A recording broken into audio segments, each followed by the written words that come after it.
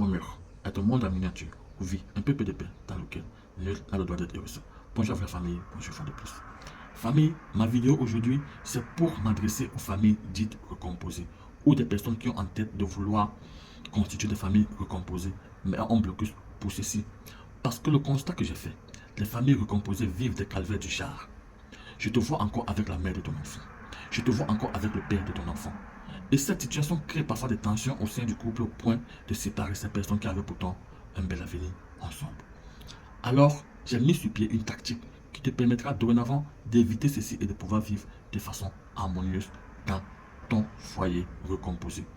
Et cette tactique, je l'ai appelée la tactique du qui de droit. Alors, si tu en fais partie, prends ton tabouret, assieds-toi. C'est quoi des familles recomposées? Une famille recomposée, c'est deux personnes qui sont mises ensemble, la femme a des enfants. C'est soit encore deux personnes qui sont mises ensemble, le père a des enfants. C'est soit encore deux personnes qui sont mises ensemble, le père et la mère ont des enfants. C'est ça qu'on appelle famille recomposée. Et c'est que tu dois bien comprendre, même les religieux savent réellement ce que c'est que le qui de droit. Cela s'est passé comment? Lorsque Jésus a simplement dit aux personnes qui sont venues se plaindre de César, ils ont dit, remettez à César ce qui est à César et à Dieu ce qui est à Dieu. Alors, dans le foyer, comment cela va se manifester? Si tu vis avec ton partenaire qui a, ça peut être ton mari, qui a des enfants, lorsque tu vis avec lui, tu deviens automatiquement la nouvelle maman de ses enfants. Et si l'ancienne maman veut venir revendiquer quoi que ce soit, selon les enfants, elle ne va faire face que à toi. Et ton mari doit te donner toutes les possibilités, toutes les capacités de pouvoir revendiquer au même titre et non le laisser aller lui-même continuer à dialoguer ou à entretenir des relations concernant les enfants avec l'ancien mère de ses enfants. Pareil pour toi, la femme. Lorsque tu viens dans le foyer avec tes enfants et que maintenant, tu as un homme dans ta vie, il devient automatiquement le père de ses enfants. Et dorénavant, c'est lui qui doit entretenir des relations père-père avec l'ancien père de tes enfants. Et c'est lui qui doit réellement s'en occuper. Au cas où, toi, tu devras représenter les enfants, il te rend compte que vous allez ensemble, tu représentes les enfants en tant que maman et non le contraire.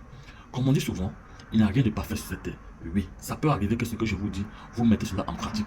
Mais que par derrière, l'un des partenaires continue à voir son autre ancien partenaire. Ne te lamente pas, ne te gêne pas. Parce qu'il aura transcendé réellement les clauses que vous avez mis au départ et ça montrerait que ce partenaire n'a réellement pas voulu faire chemin avec toi. Alors, tu prends sur toi de te séparer de ce partenaire et de refaire ta nouvelle vie. Parce que il n'est jamais trop tard pour recommencer.